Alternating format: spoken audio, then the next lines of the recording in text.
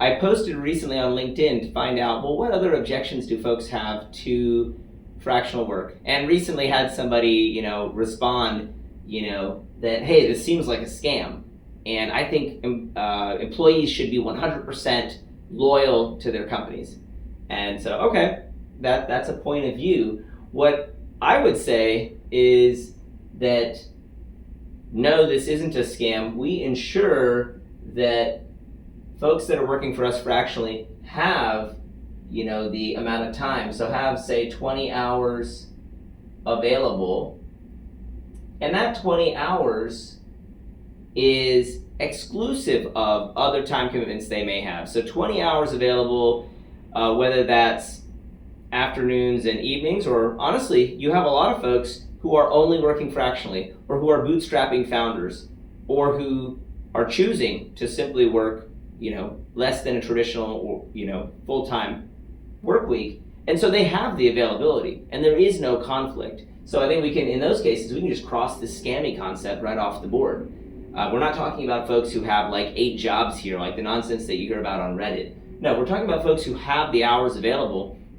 And, if we see in many other career paths, take medicine for instance, folks are working 60, 80 hours a week all through residency. So a period that's 5 years long, sometimes longer.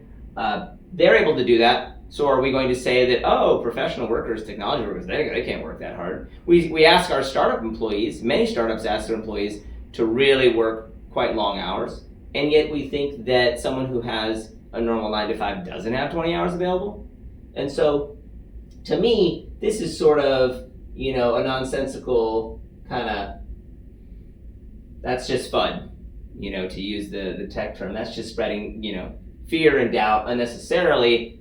Folks have additional capacity that is exclusive of any other obligation they have, and that is what we bring to market with Fraction. Now, another concern that's, interesting and I think more valid would be around IP.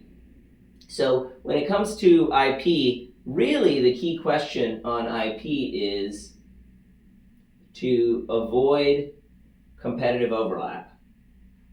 So we want to ensure that there's no competitive overlap in terms of, let's say you've got someone who's working at a health tech startup, that's their day job. Well, then we would look at their skill set and the skills they're bringing to the table and ensure that any fractional work that they do is not in that industry.